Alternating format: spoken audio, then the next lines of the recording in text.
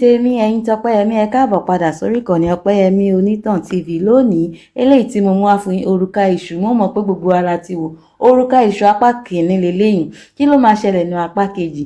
bọ̀bọ́ yìí tí ó máa gbọ́ràn tó wò wípé òun lòun ní làákàyè jù bẹ́ẹ̀ lóòótọ́ ó ní làákàyè kì í ṣe pé kó ní làákàyè ẹ má get me wrong àmọ́ ó dàbí pé ó ń fepo sí ó ń fiyọ̀ sí ó ń fata sí torí pé kò ṣe kí ni kò gbọ́ràn sí àwọn èèyàn lẹ́nu èmi ò mọ nǹkan tó dé ó dàbí pé àìtúnu ẹ̀ ti pọ̀ jù ẹ̀yin Tọ́pẹ́yẹmí kí lẹ́yìn lérò pé ó máa ṣẹlẹ̀ nù apá kejì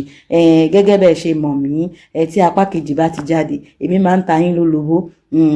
mo máa ń ta yín lólobó tí ẹ bá fẹ́ wo apá kejì tí ẹ fẹ́ bóyá ẹ máa ti busy pẹ̀lú life and all that stuff nǹkan tèmi máa ń ṣe nìyẹn tẹ bá ti comment apá kejì sínú abala ìrántí yẹn comment section èmi máa ṣe kí ni èmi máa ta yín lólobó wípé ẹ̀yin tèmi ẹ̀yin Tọ́pẹ́yẹmí wọ́n ti ń ṣe àfihàn eré àgbéléwò náà òrùka ìṣù apá kejì o lórí Àpáta TV Plus bẹ́ẹ̀ ni ẹ̀yin tèmi kí lẹ́yìn lérò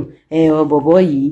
ọmọkùnrin yìí ṣé ó sì máa padà lọ sí inú ó máa mú òrùka yẹn àbí kò ní mú tó bá mú òrùka yìí kí ló máa ṣẹlẹ̀ ṣó máa lọ núgbó yẹn àbí kò ní lọ núgbó yẹn torí bí a ṣe máa wò nínú ìpolówó a mọ̀ wípé ojú ẹ̀ sì máa lẹ́bọ́ bákan tí ìyá yìí náà tí wọ́n máa rí tó jẹ́ wípé wọn ò ní sọ̀rọ̀. kí lọ̀nà àbáyọ tí ara ọmọ baálẹ̀ tí ó fi yá ọmọ kan ṣoṣo tẹ́lẹ̀dùn àjogún fún baálẹ̀ àti. ṣé ẹ rí i pé bọ̀bọ̀ yìí nígbà tí ìyá yìí tí wọ́n sọ̀rọ̀ níbi bíbá yìí fún wọn bọ̀bọ̀ yìí ó kàn tí ikún ó ṣe bíi pé òun ò gbọ́ nǹkan tójú ẹ̀ máa padà rí àmà àti ìmọ̀ ẹ̀yin tèmi ẹ̀yin Tọ́pẹ́yẹmí kí lẹ lérò pé ó máa ṣẹlẹ̀ ní apá kejì gẹ́gẹ́ bí mo ṣe sọ ṣé ẹ rí eré àgbéléwò yìí mo fẹ́ràn wípé torí wípé wọ́n ṣe kí ni ó jẹ́ nǹkan tí àṣà àti ṣe torí wọ́n ní pé ká má fi ojú pa àṣà àti ṣe wa rẹ́ bẹ́ẹ̀ ni ẹ̀yin tèmi ká máa kọ́ àwọn ọmọ wa òun ló fà á tí ó ń ṣe bọ̀bọ́ yìí superstition ni ó rí gbogbo ẹ̀ sí kò ka gbogbo ẹ̀kún àṣà wa èdè wa ìṣe wa ó jẹ́ nǹkan tó yẹ kí a máa gbé lárugẹ ẹ̀yin Tọ́pẹ́yẹmí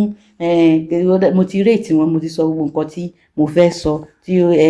tí mo lérò pé mo lè sọ tí ẹ̀yin bá wá ní àfikún ẹ jẹ́ kí n mọ̀ nù comment section yẹn abala ìrántí kájọ fi ọ̀rọ̀ tó jómi tó rọrọ̀ kájọ kọ́gbọ́n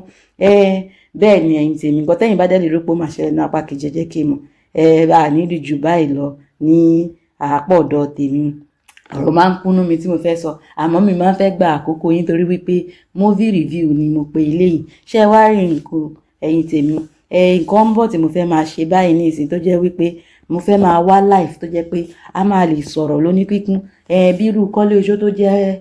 season movie yẹn a máa wá live ẹni tó bá lè wà live pẹ̀lú mi náà a máa sọ̀rọ̀ a máa fọ̀rọ̀ jomi tó rọrùn nǹkan tí ẹ bá rí sí ẹ jẹ́ kí n mọ̀ ẹ̀yin tèmi ẹ̀yin Tọ́pẹ́yẹmí bẹ́ẹ̀ ni àníri jù báyìí lọ lónìí ẹ̀yin tèmi ẹ máa ṣe rere èmi náà máa ṣe rere gbogbo ẹ báyìí lájọ máa ṣe rere lápapọ̀ ẹ̀yin Tọ́pẹ́yẹmí ó dàbọ̀.